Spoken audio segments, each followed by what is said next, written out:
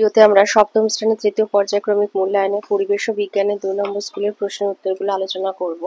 তো প্রথমে আছে ফিজিক্যাল সায়েন্স। একের আয়তে বলেছে আলোকরশ্মি লম্বভাবে দর্পণের উপর আপতিত হলে প্রতিফলন কোণের মান হবে 0 ডিগ্রি।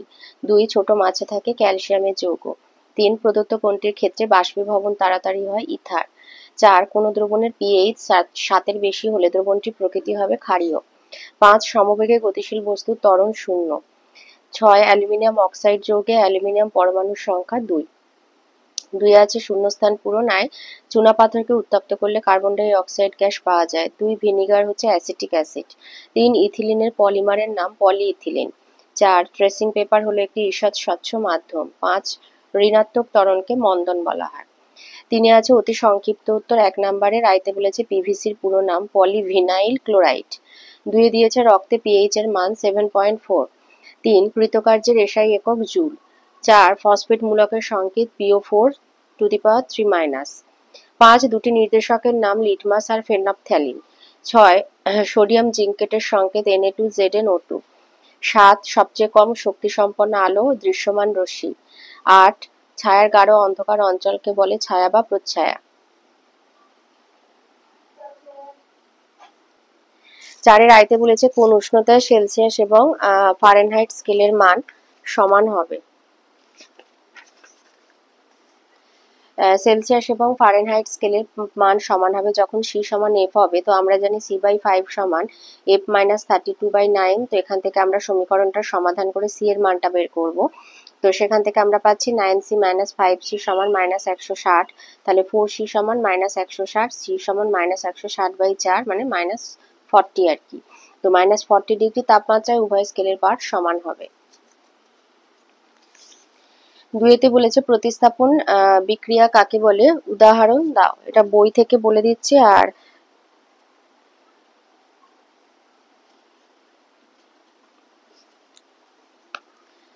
লিখবে যে যখন যে বিক্রিয়ায়, যে রাসায়নিক বিক্রিয়ায় একটা মৌল অন্য মৌলের যৌগ থেকে তাকে সরিয়ে সেই জায়গা নেয় তাকে প্রতিস্থাপন বিক্রিয়া বলে। যেমন হচ্ছে তুঁতে বা কপার সালফেট দ্রবণে কিছুটা তামা এসে তামা ডুবিয়ে রাখলে দেখা যাবে যে সেটা মানে লালচে বাদামি হয়ে গেছে। তো আয়রন এবং কপার সালফেটের বিক্রিয়ায় ফেরাস সালফেট উৎপন্ন হয় আর কপার প্রতিস্থাপিত হয়। বা নিচের এটাও বলতে পারো যে কিউপ্রিক ক্লোরাইড দ্রবণে দস্তা বা জিঙ্ক যোগ করলে লালচে বাদামি রঙের তামা থিতিয়ে পড়বে, এই বিক্রিয়াটা দিয়ে দেবে। 3 বলেছে মানব দেহে সোডিয়ামের 2টি কার্যকারিতা লেখো।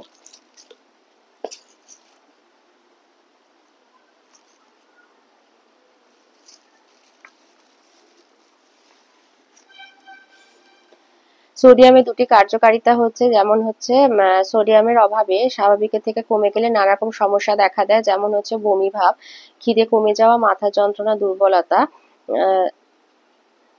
সমস্যা আরো গুরুতর হয়ে ওঠে যখন এর সঙ্গে যুক্ত হয় সাময়িক ভ্যাবাচ্যাকা ভাব বা ধন্দ, চেনা লোককে হঠাৎ করে চিনতে না পারা, কোনো কাজে মনোসংযোগ করতে না পারা। তো এটা হচ্ছে বইতে আছে। তো আমি ছায়া প্রকাশনী থেকে দিয়ে দিচ্ছি একটা।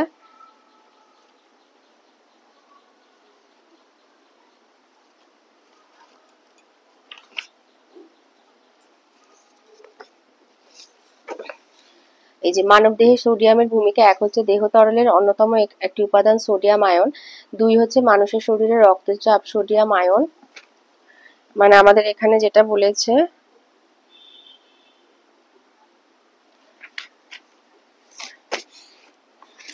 সোডিয়াম আয়ন দ্বারা নিয়ন্ত্রিত হয়। 3 হচ্ছে আমাদের শরীরে স্নায়ুর প্রধান কাজ হলো মস্তিষ্ক বা সুষমা কাণ্ড দেহের বিভিন্ন অংশের মধ্যে সংবেদন আদান প্রদান করা। স্নায়ুর এই কাজে সোডিয়াম আয়ন একটি গুরুত্বপূর্ণ ভূমিকা পালন করে। 4 সোডিয়াম আয়ন দেহে জলের ভারসাম্য বজায় রাখে। তো আমাদের বইতে এখানে যেটা দিয়েছে সেটা হচ্ছে সোডিয়াম আয়নের অভাব হলে কি কি সমস্যা হয়।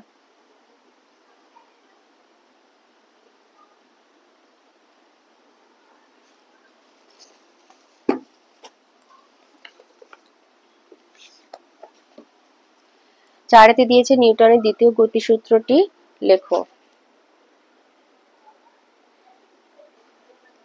আচ্ছা, তোমরা ভিডিও পজ করে একটু উত্তরগুলো লিখে নেবে।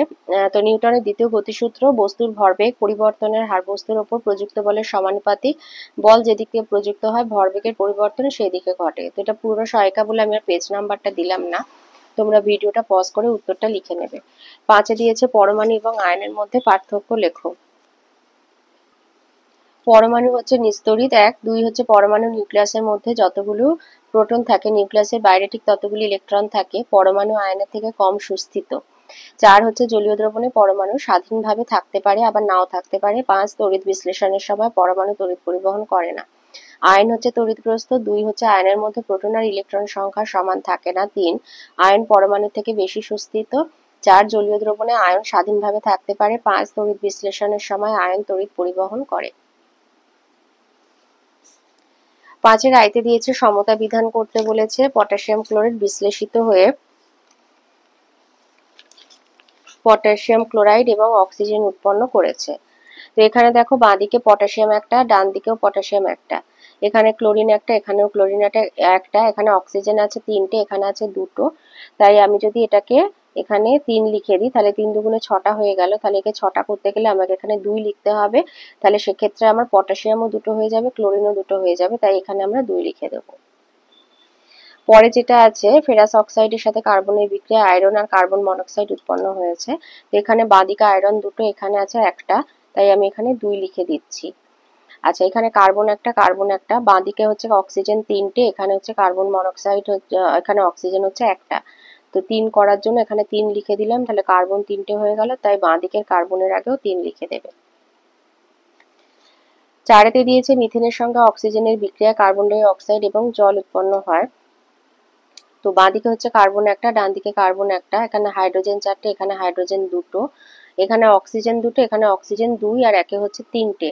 তো আমি হাইড্রোজেনটাকে যদি 4 করতে যাই তাহলে আমার এখানে অক্সিজেন হয়ে যাবে 4টে, তাই এখানে অক্সিজেনের আগে 2 বসিয়ে দিলাম। এই সমতা বিধান হয়ে গেল। আচ্ছা, 2-এ বলেছে শহরাঞ্চলে বৃষ্টির জলে অ্যাসিড ধর্ম দেখা যায় কেন। এটা পুরনো রায়মার্টিনের পেজ নাম্বার, তো তোমাদের নাও মিলতে পারে, এটা আমি আমার সুবিধার জন্য একটু লিখে নিয়েছি। তো তোমরা উত্তরটা একটু লিখে নেবে। যদি তোমাদের রায়মার্টিন না থাকে তো তোমরা ভিডিও পজ করে বা স্ক্রিনশট তুলে উত্তরটা লিখে নেবে। শহরাঞ্চলে বৃষ্টির জলে অ্যাসিড ধর্ম দেখা যায় কেন। শহরাঞ্চলে নানা কলকারখানা, তাপবিদ্যুৎ কেন্দ্র থেকে নানা দূষিত গ্যাস যেমন carbon die oxide, sulphur die oxide, nitrogen die oxide উৎপন্ন হয়। এই অক্সাইডগুলি জলের সঙ্গে বিক্রিয়া করে বিভিন্ন অ্যাসিড উৎপন্ন করে, যেমন কার্বন ডাই অক্সাইড থেকে carbonic acid, sulphur die oxide থেকে sulphuric acid, nitrogen die oxide থেকে নাইট্রিক অ্যাসিড পাওয়া যায়। 3-এ বলেছে জারডু কাকে বলে, তার সাথে একটি অঙ্ক আছে যে 5 কেজি ভরের একটা বস্তু 3 মিটার পার সেকেন্ড স্কয়ার ত্বরণ নিয়ে চলছে। তাহলে 5 কেজি হচ্ছে এটা এম আর এটা হলো ত্বরণ এ।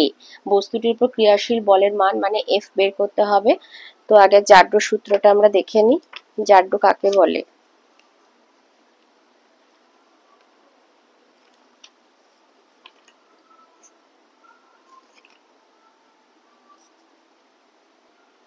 লিখবে যে কোনো বস্তু নিজে থেকে তার স্থির বা গতিশীল অবস্থার পরিবর্তন ঘটাতে পারে না, অর্থাৎ বাইরে থেকে বল প্রয়োগ না করা হলে স্থির বস্তু চিরকাল স্থির থাকে আর সচল বস্তু চিরকাল সমগতিতে সরলরেখা বরাবর চলতে থাকে। যে ধর্মের জন্য বস্তু তার স্থির বা গতিশীল অবস্থা বজায় রাখার চেষ্টা করে তাকে বস্তু জারডু বলা হয়ে থাকে। এবারে ওর সাথে যে অঙ্কটা রয়েছে 5 কেজি ভরের একটা বস্তুতে 3 মিটার পার সেকেন্ড স্কয়ার ত্বরণ সৃষ্টি হয়েছে, তাহলে নিউটনের দ্বিতীয় গতিসূত্রানুসারে এফ সমান এম এ। এখানে এফ হচ্ছে বল, এম হলো বস্তুর ভর, এ হলো ত্বরণ। তো প্রদত্ত এম সমান 5 কেজি আর এ হচ্ছে 3 মিটার পার সেকেন্ড স্কয়ার। তাহলে বল এফ সমান এম এ, তাহলে 5 ইন্টু 3 মানে 15 নিউটন। বলের একক নিউটন, এসআই একক হচ্ছে নিউটন। তাহলে বস্তুটির উপর ক্রিয়াশীল বলের মান হবে 15 নিউটন। 4-এতে দিয়েছে সাবান কি, সাবানের প্রকৃতি লেখো। আচ্ছা, সাবান কি এটা আছে তোমাদের বইয়ের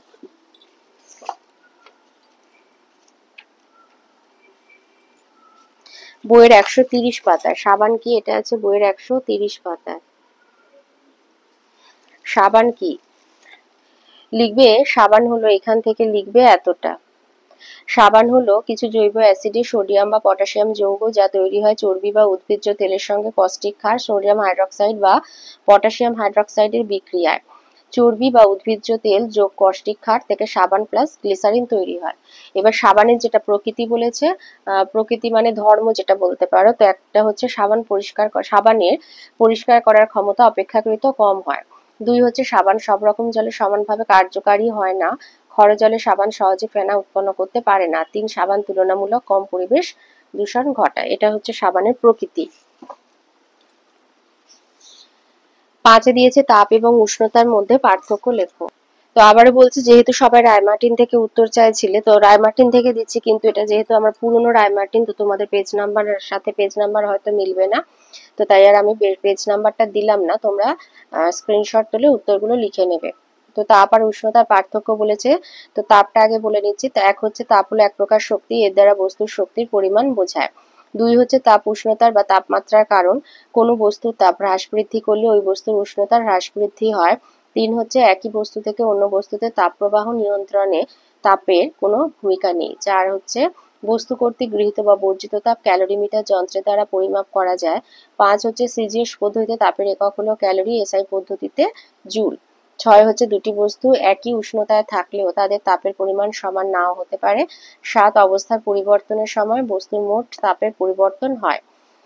8 হচ্ছে তাপ বস্তুর মধ্যেকার অণুগুলোর মোট আন্তঃশক্তির সমানুপাতিক। 9 পারিপার্শ্বিক বস্তুর তাপের পরিমাণের সমতা বিধান করা প্রকৃতির ধর্ম নয়। উষ্ণতা হচ্ছে তা এক হলো তাপমাত্রা দ্বারা বস্তু তাপীয় অবস্থা বোঝায়, কিন্তু শক্তির পরিমাণ বোঝায় না। 2 হলো তাপমাত্রা হলো তাপের ফল। 3 দুটি বস্তুর মধ্যে তাপপ্রবাহ সৃষ্টির জন্য তাপমাত্রাই দায়ী, তাপমাত্রার পার্থক্যের ফলে এই তাপপ্রবাহ দেখা যায়। 4 তাপমাত্রা থার্মোমিটারের দ্বারা পরিমাপ করা যায়। 5 সিজিএস পদ্ধতিতে তাপমাত্রার একক সেলসিয়াস, এসআই পদ্ধতিতে কেলভিন। 6 হচ্ছে দুটি বস্তুতে সমান পরিমাপ তাপ থাকলেও তাদের উষ্ণতা বা তাপমাত্রা ভিন্ন হতে পারে। 7 হচ্ছে অবস্থা পরিবর্তনের সময় বস্তুর উষ্ণতা একই থাকে। 8 উষ্ণতা বস্তুর মধ্যেকার অণুগুলির গড় গতিশক্তির সমানুপাতিক। 9 পারিপার্শ্বিক বস্তুর তাপমাত্রা সমতা বিধান করা প্রকৃতির ধর্ম। এবারে লাইফ সায়েন্সে আসি। 1 আয়তে দিয়েছে দুধে যে শর্করা থাকে সেটি হচ্ছে ল্যাকটোজ। 2 চাউমিনে ব্যবহৃত ক্ষতিকারক রাসায়নিক পদার্থটি আজিনোমোটো। 3 একটি সংশ্লেষিত খাদ্য কোল্ড ড্রিঙ্কস। 4 উত্তরাখণ্ডে কত সালে মেঘভাঙা বৃষ্টি থেকে বিধ্বংসী বন্যা হয়েছিল? 2013। 5 প্রদত্ত কোন প্রজাতিটি বর্তমানে বিলুপ্ত হতে চলেছে? সাইকাস। 6 ভারতের আন্দামান নিকোবর অঞ্চল কোন বায়োডাইভার্সিটি হটস্পটের অন্তর্ভুক্ত? সুন্দাল্যান্ড। 7 পক্ষাঘাত যে রোগের লক্ষণ সেটি পোলিও। 8 যারা চা পাতা তোলার কাজ করেন তাদের যে রোগটি বেশি হয় সেটি হচ্ছে আঙুলের ডগার পচন। 9 মানসিক স্বাস্থ্য ভালো রাখতে গেলে আমাদের কি করা উচিত নয়? কুঅভ্যাস গড়ে তোলা। 10 লিপিডের একটি উৎস হলো ঘি। 2 আসি। 2 এর আয়তে বলেছে অস্থি আর লিগামেন্টে উপস্থিত প্রোটিনের নাম কোলাজেন। 2 ভিটামিন থায়ামিন B1 অভাবজনিত রোগ হচ্ছে বেরিবেরি। 5 ঠিক বা ভুল বলতে বলেছে। আয়তে বলেছে কোরাল হলো নিডেরিয়া পর্বভুক্ত প্রাণী, ঠিক। 2 বলেছে হুয়ের হেডকোয়ার্টার জার্মানিতে অবস্থিত, ভুল। সিতে বেমানান খুঁজে লিখতে বলেছে, এখানে হবে কালাজ্বর। ডিতে স্তম্ভ মেলানো আছে, কোয়ালা ভাল্লুক হবে ইউক্যালিপটাস। 2 মেগা ডাইভার্সিটি নেশন হবে ইকুয়েডর। 3 প্রথম শ্রেণীর খাদ্য ঘাস ফড়িং। 4 পেনিসিলিয়াম হবে ছত্রাক। 5 অপুষ্টিজনিত রোগ ম্যারাসমাস। 3 আয়তে আছে পেশি সংকোচনকে স্বাভাবিক রাখে কোন কোন খনিজ মৌল আর কোন ভিটামিনের অভাবে মাটি থেকে রক্ত পড়ে? Vitamin C. পেশি সংকোচন স্বাভাবিক রাখে ক্যালসিয়াম, তাহলে এটা লিখে দেবে ক্যালসিয়াম।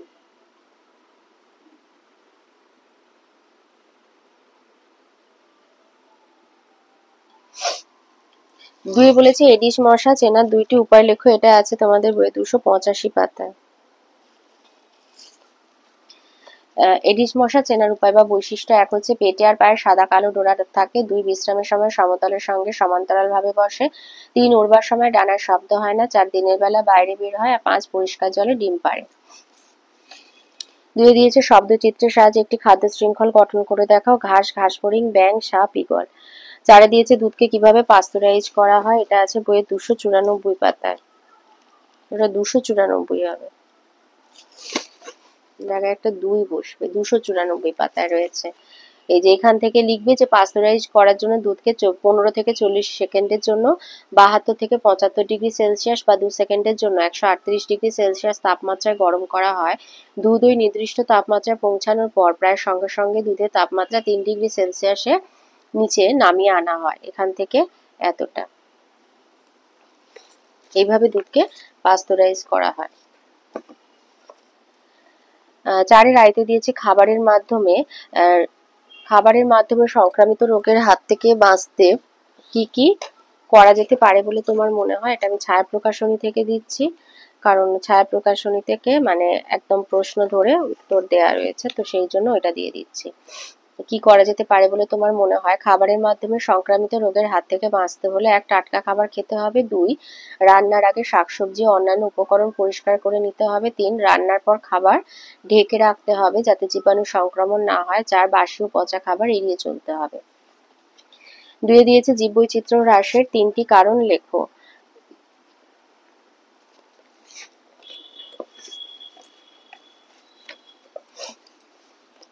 এই যে জীববৈচিত্র্য বিনাশ মানে ওই হ্রাস আর কি, যে জীববৈচিত্র্য হ্রাসের অন্যতম 2টি কারণ, এক হচ্ছে হারিয়ে যাচ্ছে বাসস্থান বা বাসস্থানের অবলুপ্তি।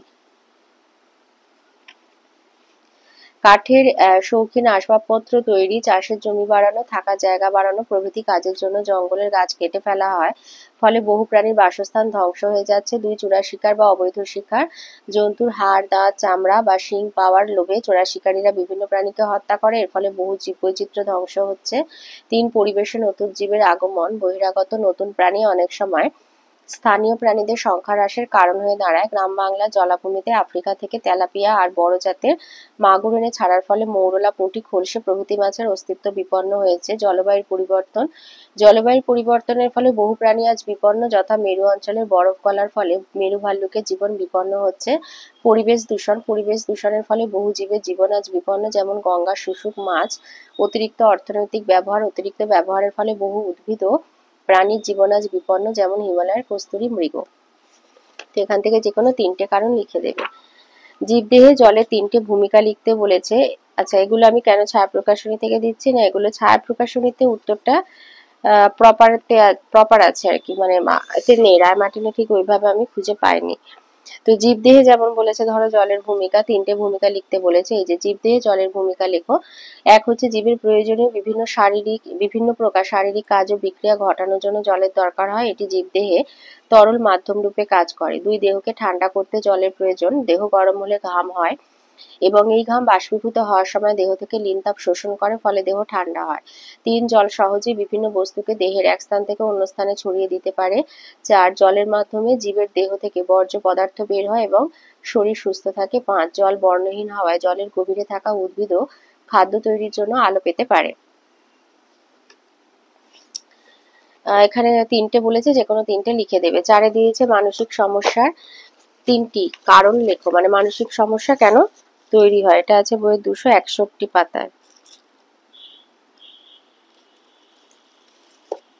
মানসিক সমস্যার কারণ 1 হচ্ছে জন্মগত ত্রুটি, গর্ভাবস্থায় অপুষ্টি, বিভিন্ন রোগ সংক্রমণ জন্মের পর শিশুর মনোবুদ্ধির বিকাশকে ব্যাহত করতে পারে। 2 হচ্ছে মানসিক চাপ, আশপাশের পরিস্থিতির চাপ, বিভিন্ন হিংসাত্মক ঘটনা, অপ্রত্যাশিত ঘটনা আমাদের মনকে প্রবলভাবে নাড়া দেয়, অনেক সময় সেই মানসিক চাপ আমরা সহ্য করতে পারি না। 3 আমাদের বাড়ির অভ্যন্তরের টানাপোড়েন। 4 মানসিক দ্বন্দ্ব ও সিদ্ধান্ত নিতে না পারা। 5 হলো নেশা। 5 দিয়েছে প্লেগ রোগের বাহককে, আর এই প্লেগ রোগ কিভাবে ছড়ায়, এটা আছে তোমাদের বইয়ে 282 পাতায়। প্লেগের অন্যতম বাহক হচ্ছে মেঠো কালো ইঁদুর, তাহলে প্লেগ রোগের বাহককে মেঠো কালো ইঁদুর। আর কিভাবে রোগটা ছড়ায়, যে এখান থেকে এতটা বলবে যে এই যে কিভাবে ছড়ায় এই প্লেগ, এখান থেকে লিখবে যে মেঠো ইঁদুরের, এইখান থেকে লিখবে মেঠো ইঁদুরের চামড়ায় বাসা বাঁধে এক ধরনের র্যাট ফ্লি, আর প্লেগের জীবাণু আশ্রয় নেয় র্যাট ফ্লির পাকস্থলীতে। এই পর্যন্ত লেখার পর এখানে চলে আসবে। এই জীবাণুগুলো খুব তাড়াতাড়ি সংখ্যায় বেড়ে ইঁদুরের র্যাট ফ্লির পাকস্থলীর রাস্তা বন্ধ করে দেয়, ফলে র্যাট ফ্লিটা অনাহারে খিদের জ্বালায় যাকে সামনে পায় তাকেই কামড়ায়, আর সেই ক্ষতস্থানে প্লেগের জীবাণু বমি করে দেয়। সেই ক্ষতস্থান থেকে প্লেগের সংক্রমণ ঘটে। ইঁদুরের র্যাট ফ্লি ইঁদুরকে কামড়ালে ইঁদুরে, আর মানুষকে কামড়ালে মানুষে প্লেগের সংক্রমণ হয়। এই পর্যন্ত। তাহলে এখান থেকে শুরু করে এই পর্যন্ত লেখার পর এইখান থেকে এতটা লিখে দেবে যে প্লেগ রোগ কিভাবে ছড়ায়।